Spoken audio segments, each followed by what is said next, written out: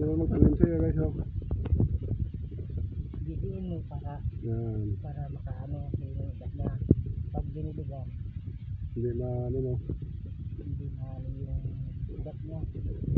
Kita mo guys yung kamatis namin may tukod na bakal.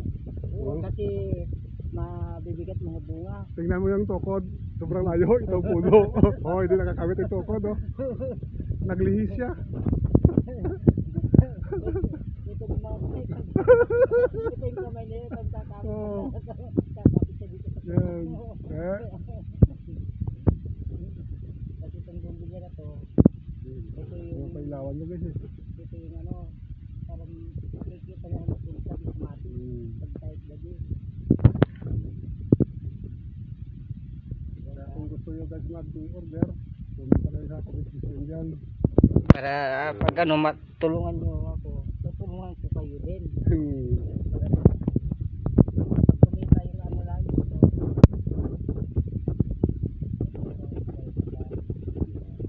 So guys, ano kayo? Export sa marami eh.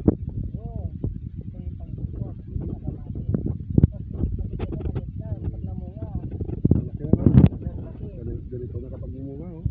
Ang kayo sa kamati. Ilaw pa yan, hindi pa hinog. Kaya nilagyan ng ilaw guys eh. Diba pag gabi baka may magdumaan na mawala. Pag-re-reflect yung kanya, reflect yung tintag ng kamati. Kaya gulat na ako buha ng kamatis eh. Pero yung tanim namin, parang ito, parang mamamatay siya. Tingnan mo guys oh, parang namutan siya. Sobrang haba ng ugat oh. Guys oh, tingnan mo. Parang patay na no. Pag umaraw, tulog. Gabi yung gising niya yan.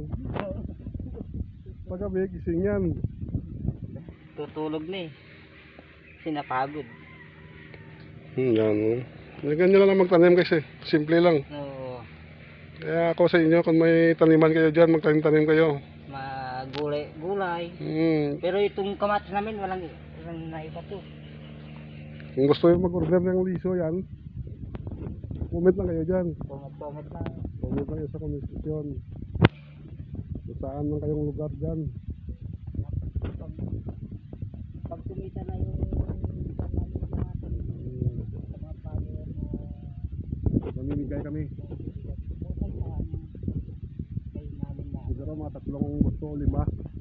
5 buto yan oh. Kaya makasikin ng malalaking kamatis.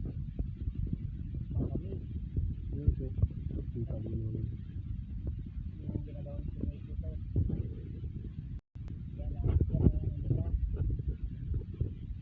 Yung nakaraan kami guys yung sobrang sarap eh.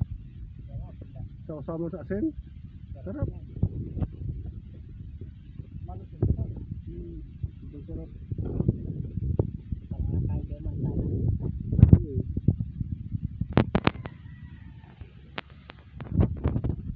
Dito lang magtanim eh. Parang tulog din. Yung kamatis namin oh. Parang hindi na mamamatay na. Parang tutulog na. Kasi natutulog na. Bukas umaga yan, medyo Mainitan kasi. Bukas umaga, medyo maganda pa. Maganda yun bukas. Tapos pag ano na, mainit-init, tulog na naman to. Tulog naman siya. Mga ilang linggo, babawi na.